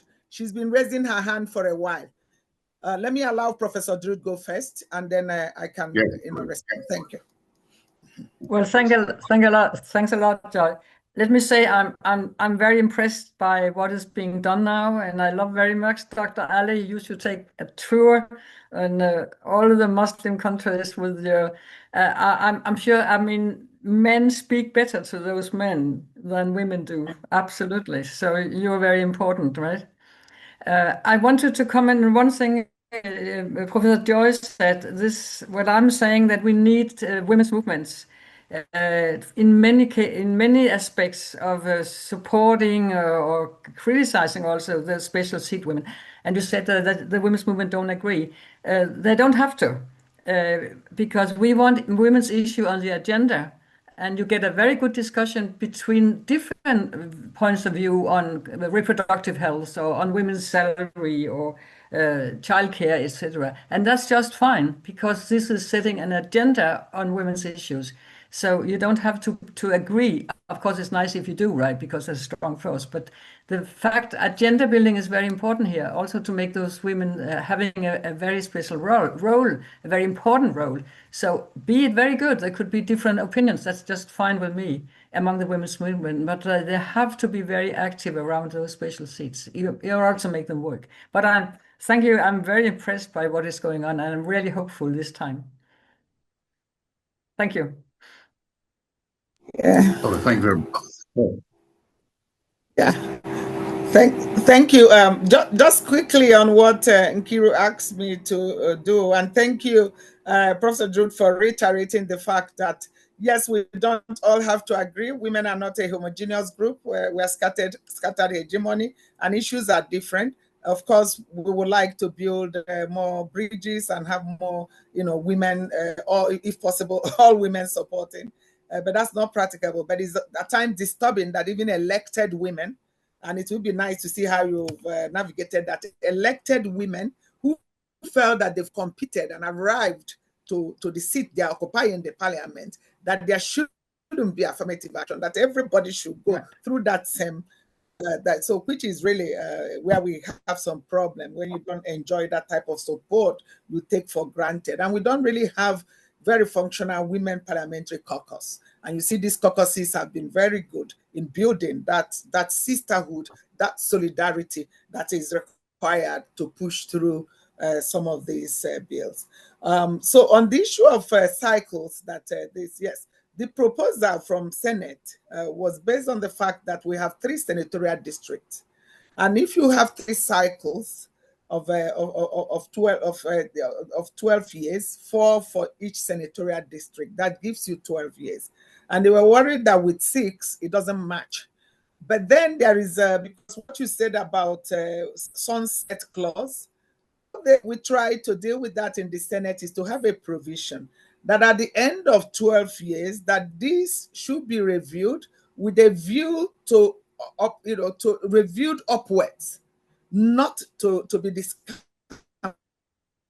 after 12 years. So it will be to review progress made and then even increase the number, and not just, be stuck with the 74, for example, at National Assembly and 108. So that clause, we might look at it again with regard to your advice on results oriented, whether percentage will work in this event, whether the Kenya approach will work with this sunset clause. So with the Senate 16, was that if you have that 16, exactly also you have the same issue of sunset clause, then what happens, after 16? Do you discontinue? So we're saying no with another clause or proviso that talks about looking at it and not only continuing but reviewing it upwards. But we are not out of woods with regard to nomination. And nomination is not elective. And then in some constitutional provisions, even within Africa, we have seen that proportional representation doesn't necessarily mean going for election. There are ways they grapple with it and still get people on. So, but that suggestion is completely at variance with what most civil society and women's groups support. They will prefer elective position, so that this idea of superiority or inferiority of the process through which you come in doesn't play a big role. So I don't know also, this is something we would like to get responses from our guest speakers also in terms of comparative analysis, but this is where we are, thank you. Thank you very much, Prof. I think it's only right to have Barrister Ebere Findu say something. She has quite a wide network of advocacy as President Women in Politics Forum, Women's Democracy Network, Africa board member, chartered mediator and conciliator, gender advocate, political and party management and strategist. I think that it will be very important to have her say something, because we have less than 15 minutes to wrap this up. Barrister Ifendu, could you do us the honors, please?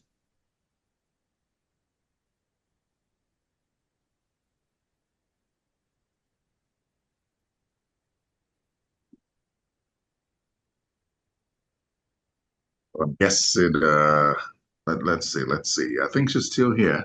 Wait for her to do that. But then let's go back to the question and answer. And let me remind you that you could drop your messages or questions in the chat box, or we have a Q&A section where you could also drop your messages. We've got less than 15 minutes to go. So let me throw the next question now.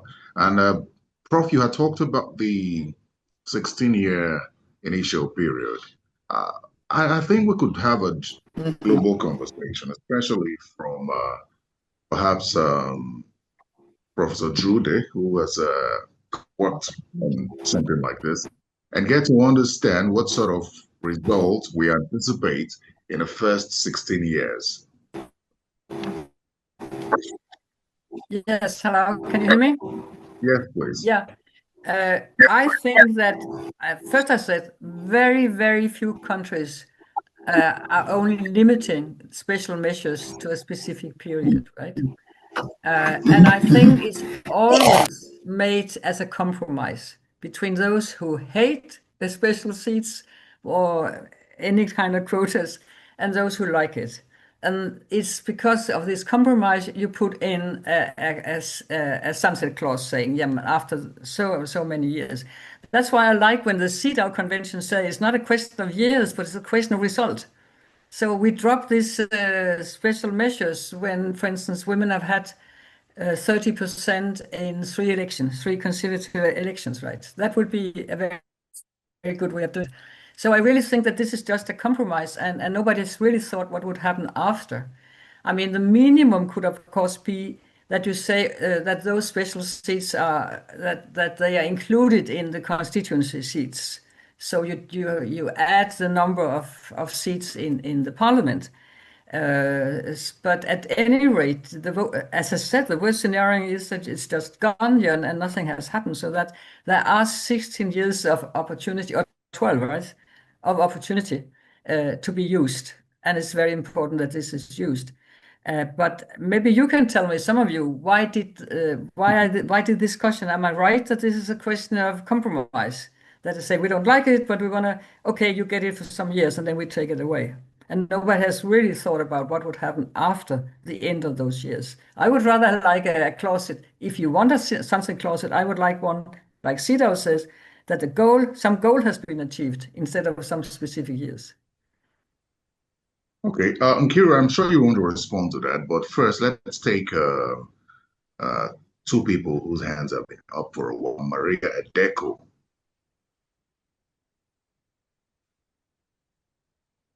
Maria, you can unmute and make your contributions or ask questions now, please. Okay. You're hearing me? Yes, please. Yeah. Good morning, everyone. And PLAC, we are so proud of the work you've been doing. All the resource persons. I've enjoyed all the lectures this morning. I want to look at the challenges we have been having. You know, as I'm from the social development world before coming into politics. But usually when we are talking about the barriers against women, we talk about the cultural barrier, religion. But what I have actually come to find out since joining politics is because of the conception, what politics is for in Nigeria here. It's not seen as an institution for service. It's seen as an economic, empowerment opportunity. That creates a huge problem for women because the men they don't want to give it up. It's seen as a nursing profession, as an accounting profession, where they earn money. So bringing women in is like you're trying to take that from them.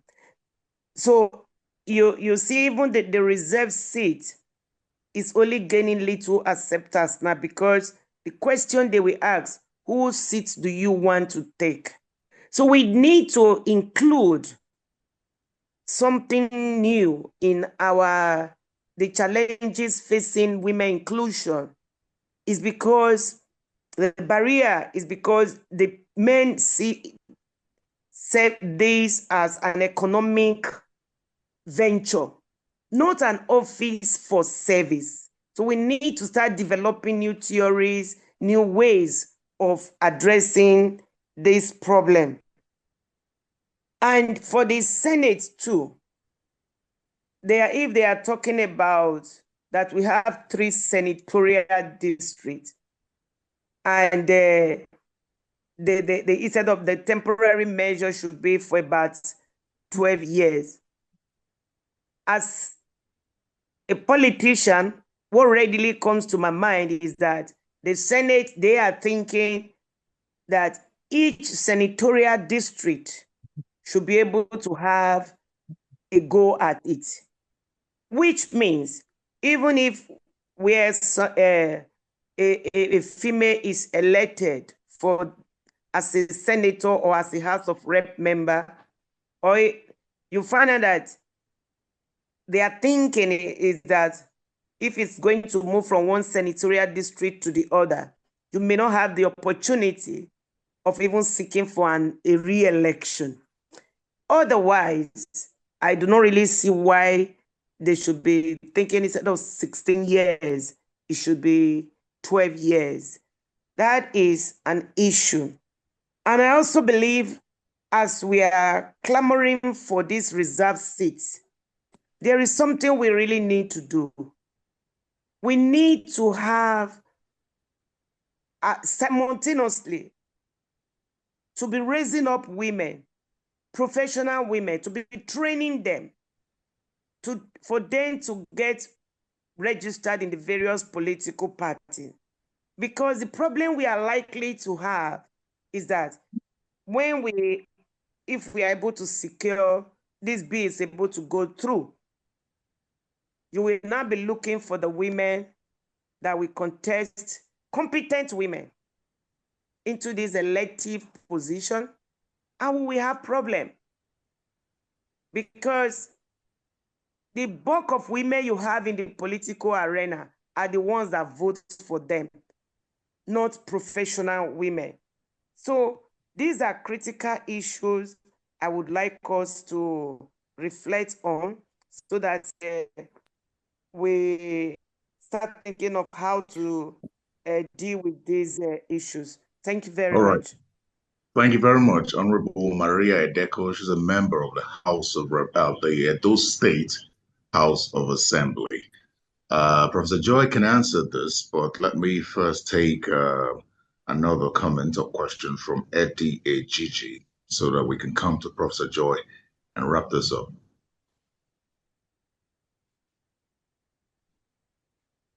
You're taking the last, you want to take another person? I think so. Yes, please. Eddie's hand has been up for a while, yes. So let's just wrap with our participants. Eddie G, if you're still here, please go ahead.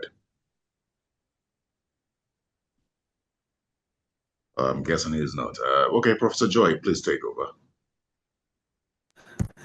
Thank you so much. I think apart from lessons learned from our colleagues who have spoken so eloquently on what obtains, elsewhere and in their countries, you'll find that in Nigeria has these peculiarities that at times you really need to be in Nigeria to understand. One thing we know is that politics has become the quickest access to resources. And this has made it even highly contentious. And then even for men, not to talk of even for women, and also very expensive, as Nigeria might be one of the countries with the most expensive campaigns and campaign financing, finance issues. So on the issue of that, the last, the question that she asked, yes, the Senate wanted every senatorial district to have a go. And if you have 16 years, then the question they ask, does it then mean 2 terms of 8 years per senatorial district? What happened to the third senatorial district? So that is either you have 12 or 24, and then it goes round and then twice.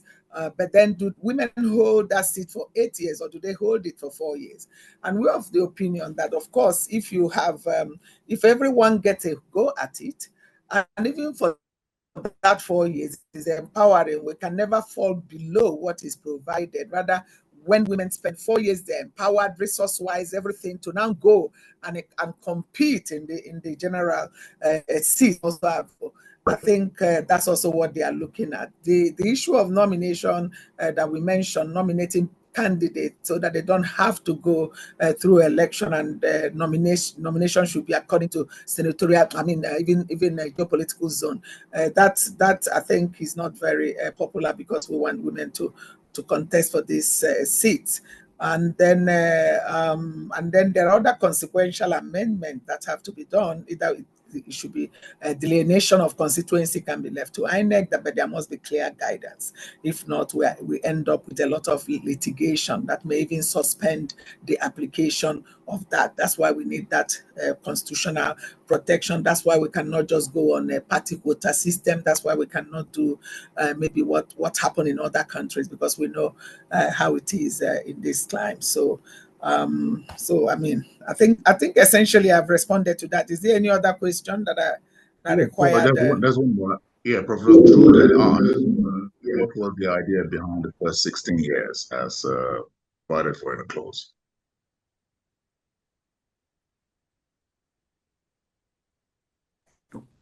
Did you ask me something? No, I'm sending your question to Professor Joy, because I know you wanted to know the idea behind the initial 16 years provided for in the bill.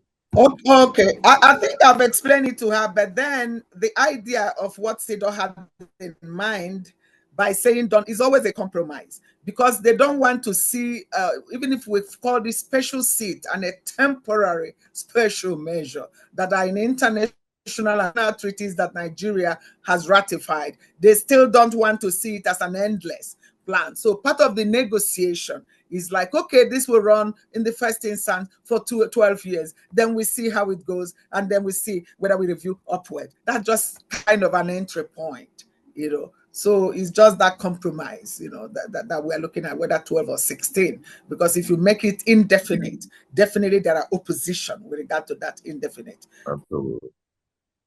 Thank you very much, Prof. We've got two more speakers, and then we can wrap this up.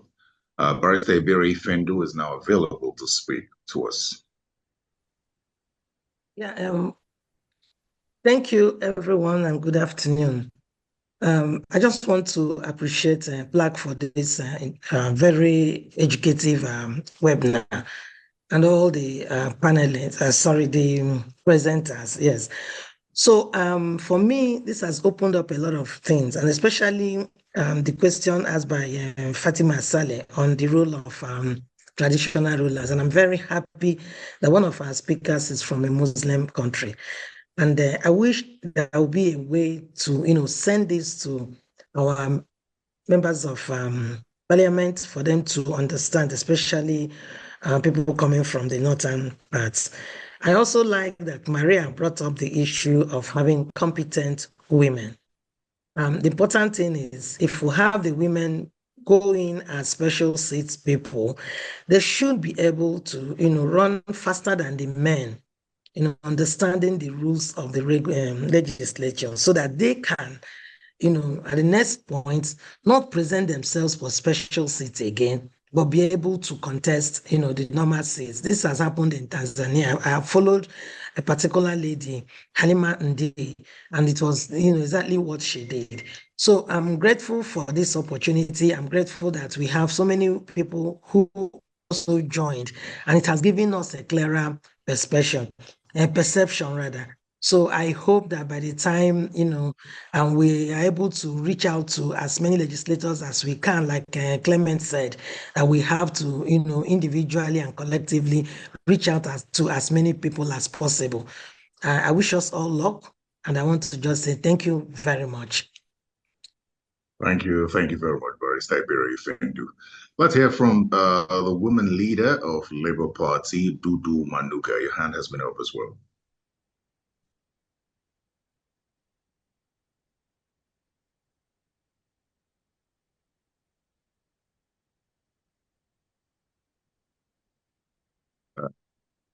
Is Drude Manuka here?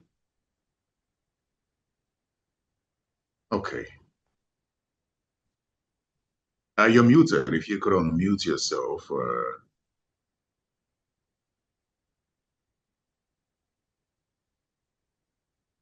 All right. So I think we're coming to the end of this, and I'll just throw this to the program manager of the Policy and Legal Advocacy Center, Nkiru Uzodi, to wrap this up, and appreciate everyone for their contributions here today.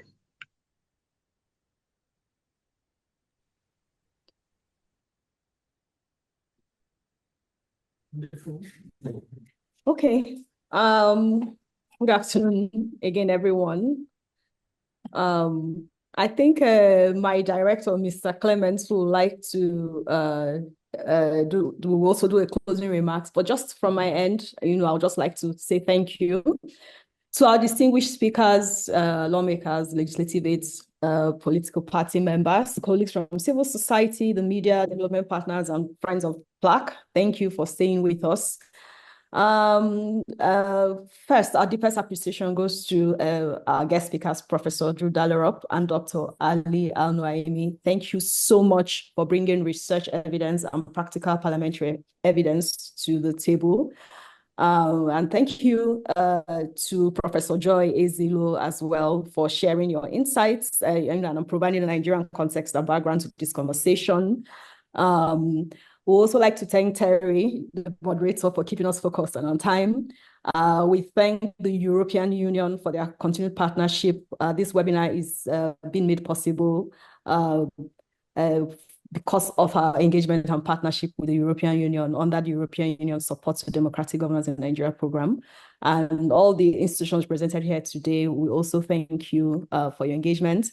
And we also like to express our appreciation to the Inter-Parliamentary Union, to the IPU, Karen and Mariana and Grassa, who are on the call somewhere. Thank you so much for making this possible. This has been weeks in the planning. We're very grateful for helping us secure the high-level guest speakers that we have today. And we also thank you for the work that you're doing, putting out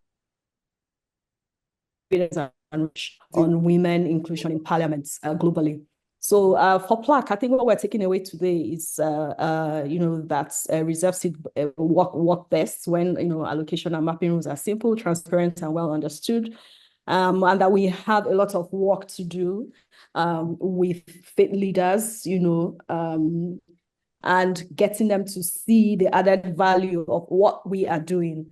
So for immediate next step from PLAC, we'll circulate the recording and also share the presentation slides. And, we'll continue to engage political parties, legislators on this ahead of expected November votes. And I'll just like to mention that the Committee on Constitutional Review of the Senate and House are planning a joint retreat, I think next week in Lagos. So there's still work going on in this. There's still a window for us to step up advocacy on this bill. Voting is expected in November, even though a date hasn't been announced. But we're hoping that before the end of the year, we'll know the outcome of all the work and effort that we have put into this. And it doesn't stop there. From there, we'll move to the State House of Assembly. And I'm happy that we have women legislators from the State House of Assembly on this call, Honorable Maria, and I see other members, MPs from the states here. So we'll be coming to you when this scales the National Assembly. So generally, on behalf of PLAC, thank you all for your commitment to inclusive representation and to a Nigerian legislature that reflects the strength and diversity of our country. We look forward to working with you in the days ahead. God bless the Federal Republic of Nigeria and have a productive rest of your day. Thank you very much. I think Mr. Clement Nwankwo wants to say something as well. Yeah, thanks, Terry. You've done a great job. We really are grateful. As usual, your great mastery of these events is always manifesting. But really, to joining Kiru in thanking all of the resource persons who have spoken and shared with us experiences from different countries. IPU, thank you so much. The IPU was quite helpful in taking some of our legislators to East Africa a couple of months ago to see some of the experiences with special seats bill in East Africa, and I think a lot of that has influenced the way that a lot of the lawmakers have been handling this issue. But yes, there's quite a lot to do, a lot more work to do. And Dr. Ali, thank you so much. Sometimes these issues are really a question of us understanding. This is not there's a lot we can learn from countries who might even have similar issues or cultures that we should not see some of these issues as being bad by where we're coming from. Also to thank Professor Joy Ezeilo. Joy, you have become you've become an icon on this subject and conversation. So we'll always learn from you. Also, Professor Dahlerup, for your contributions. Really, really grateful.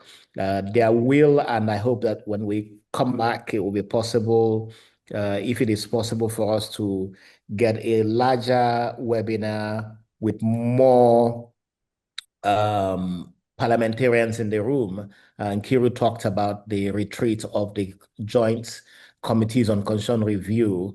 My hope is that that retreat is coming up in Lagos actually in the coming week. And if it is imperative that there is a presentation made to lawmakers both in the Senate and in the House, we might come back to our resource persons to see if they are available and able to share some of these insights very briefly with legislators who are in the room next week so that they can hear directly from you as well. But Really, really very grateful. Thank you all so much. IPU, thank you so much. This has been fantastic and we appreciate. Thank you. Thank you also for the opportunity. Enjoy the rest of the day, everyone.